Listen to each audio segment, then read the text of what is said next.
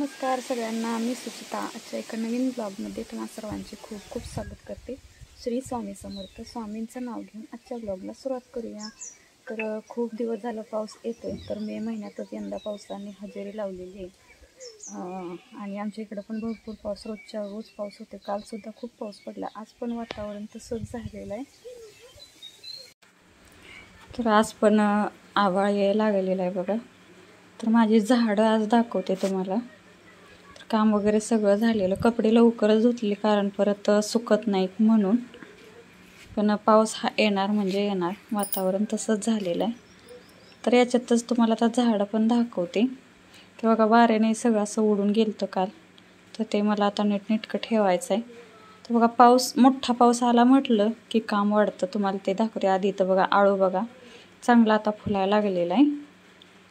तर पाऊस येऊन गेला की असं बघा गवताचा धोधर उठल्यासारखं झाले बघा। तर हे सगळं गवत परत खूप मोठं होतं, त्यामुळे ते आधीच खुरपाय वगैरे लागतं।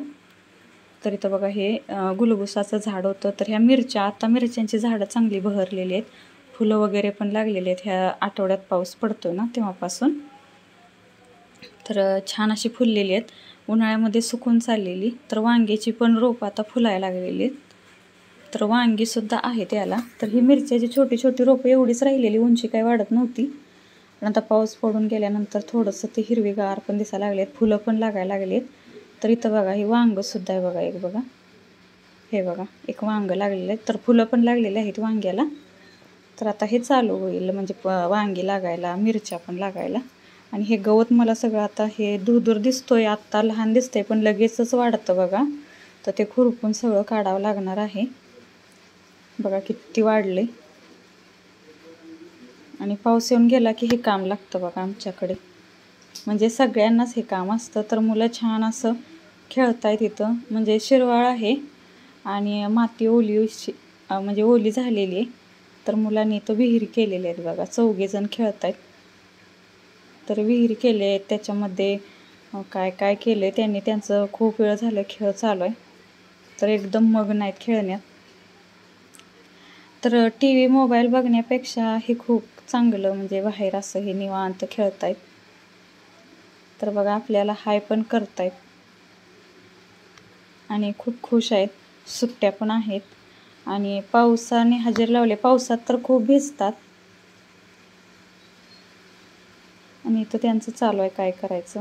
तर आंबे पण बघा वाऱ्याने पण पडतायत आणि काय थोडेच राहिलेले आहेत, आता जादा नाही राहिलेले, आणि वाऱ्याने पण भरपूर पडतायत।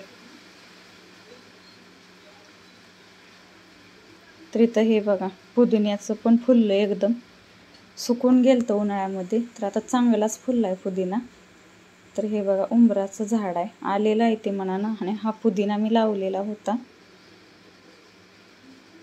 तर इथं सीताफळं सुद्धा आता लागलेली आहेत, चांगली सीताफळं जास्त लागलेली आहेत ह्या वर्षी, भरपूर एका ठिकाणी 2-2, 3-3 असं घस लागलेलं आहे। तर सीताफळाची पण भरपूर झाडं आहेत आमच्या इथं।